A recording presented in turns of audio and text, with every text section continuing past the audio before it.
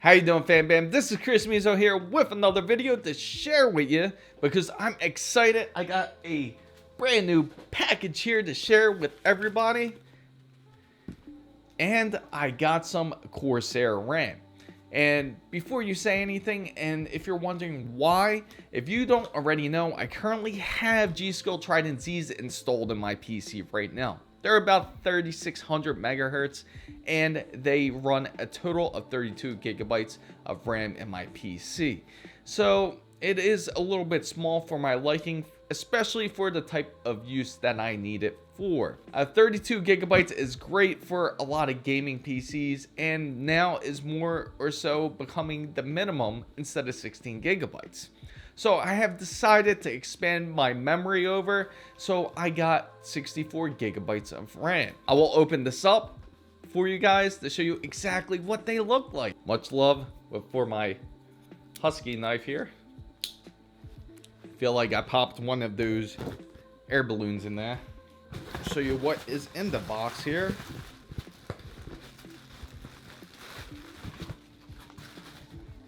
I got these right off of Newegg for a great deal. If you want this very same RAM set, make sure you go down to the description box down below and you could check it out for yourself. Here it is. I ordered two of them. As you can see, they are about 16 gigabytes each here.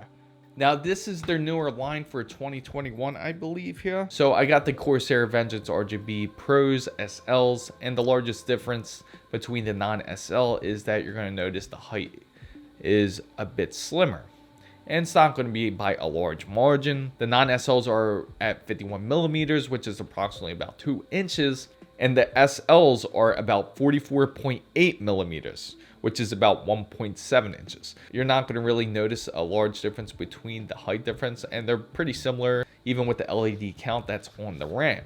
It does have 10 ARGB LEDs for your RAM stick, so yeah, it'll power up your PC pretty good from those LEDs.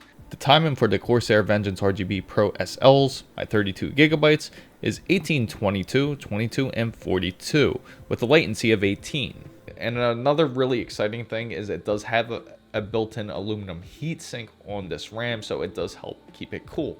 But without further ado, let me just open this up and show you exactly what this does offer inside. And let's take that off. I'm gonna pull this out right here, and I'm looking forward to install some DDR4 with you guys. Hey guys, if you like what you're seeing so far, make sure you don't forget to give it a thumbs up, and also go down to hit that subscribe button for more if you want to join the big wonderful fan bam if you're not part of it already. But let's continue on. Already took off the side glass panel, and it's just about ready to install. Now, all you have to do is shut down your PC. You don't have to do any extra precautions as uninstalling any type of software.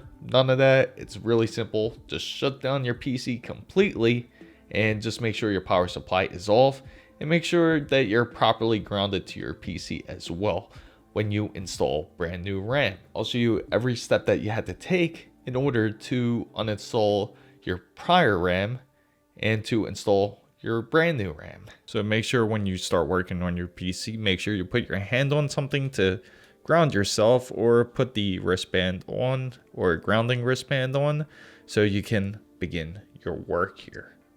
So the very first step here, I'm gonna have to release these tabs up here, up on the top here. That's one. And that's two. And you'll notice that your RAM will be color coded, like how you have these ones as black, because they're running on the same channel here. Now, if you look on the bottom of my RAM here, they are at a fixed position on this motherboard. But sometimes some RAM will be necessary for you to release the tabs on the bottom. But luckily these ones are fixed, so I could just pull these directly out here. So as soon as you release them tabs, just pull them loose. And it shouldn't really take too much force here. Make sure you don't put your RAM on your carpet or anything like that. Have it on something to where you're not conducting any type of electricity to it. So now we know those two tabs are the ones where we're going to have to install a RAM. And here is the old RAM sitting on the table. Now the same goes with the other side here. So it turns out on my motherboard here, it looks like on the other end here, I had to release the tabs here on the bottom. So do so carefully, especially if you got a GPU sitting there. So now it's time to install the brand new RAM here. So all you have to do is install it till it clicks. It'll make a really sweet clicking sound. You want to make sure you install the taller side here in first. Slide it between the slots and just push until you hear that solid click.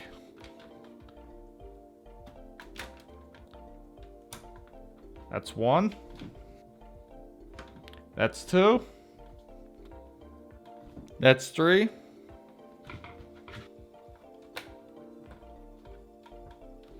That's four.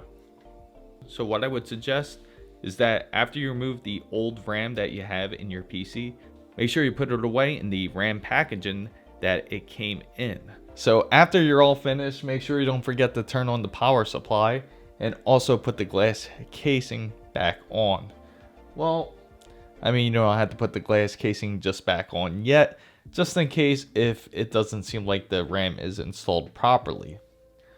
But I do suggest to turn on the power supply first and then go into your BIOS to make sure that your RAM is properly installed. So that's what we will do next. Looks like the RAM is installed successfully. All the LEDs is working great. So that means you know they're properly seated. Now let's take a look into the BIOS here. So it looks like the RAM was installed properly. I'll show you exactly what I've done. So if you go under AI Tweaker,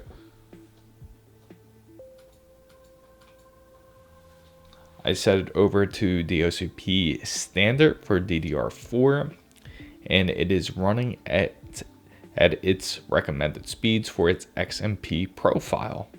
So now we just continue and we're going to see exactly how well it does perform. Hopefully you're excited just as I am, and hopefully it performs incredibly well. As you can see, this is the automatic tuning compared next to the XMP profile. And as you can see the difference between the two. Now the auto tune seems like you get an extra 100 megahertz more, or even a little bit more than that. It's more like almost like 130 megahertz more out of your processor if you stick it to auto tune and set the actual RAM to 3600 megahertz, but have the timing set to auto. And as you can see, you get a small difference in latency. The read speeds are at almost 85,000 here compared to the Corsair recommended settings, which is at 86,678. So you can see a very slight increase in read speeds. The write speeds are, of course, a little bit better with Corsair's recommendations, and the copy speeds are also a little bit better, but you get a you're not going to notice this, of course, as a human, only a 0.1 nanoseconds of a difference here. So now let's check out the LEDs for the RAM. And all you have to do is go simply to ICUE, and you could go under lighting effects. Currently it is at Rainbow Rave. Rainbow Rave, I meant Rainbow Wave. And you can see they have the 10 LEDs, and I have 2 extra slots that's open. It's exactly mimicking how my motherboard looks. So first we're gonna mess around with some different ARGB lighting shows. You could do the typical Rainbow Wave, as you can see here. They also have things like Marquee, which I have the red marquees, as you can see here. Or watercolor if you're into that. Not a big fan of the watercolor look. Or you can go customize your colors, such as I will do color shift. And to go with my theme, I'll go red and say like a pink theme here. Pretty easy to mess with. You could take a look at your cooling here, different alerts, and even Vengence RGB Pro SL settings here to check for updates if there's any updates at all. Now, is this the kind of RAM I would recommend? Yes, this is an excellent RAM set you gotta check out. Make sure you check down the description down below because Newegg has an excellent deal on it and you guys gotta check it out.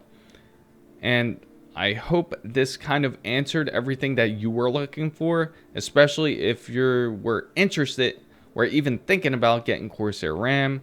In my opinion, it's definitely worth it if you have a AMD board. Now, if you have an Intel board, I would recommend looking elsewhere because you're not going to see the performance as you do from an AMD. And I'm not necessarily saying that AMD is any better. I'm just saying that the way Corsair designed it was pretty poor on the Intel side. But I hope that answers your question. If you like this video, make sure you don't forget to give it a thumbs up. If you enjoy content just like this, make sure you go down and hit the subscribe button to join the big wonderful fan bam.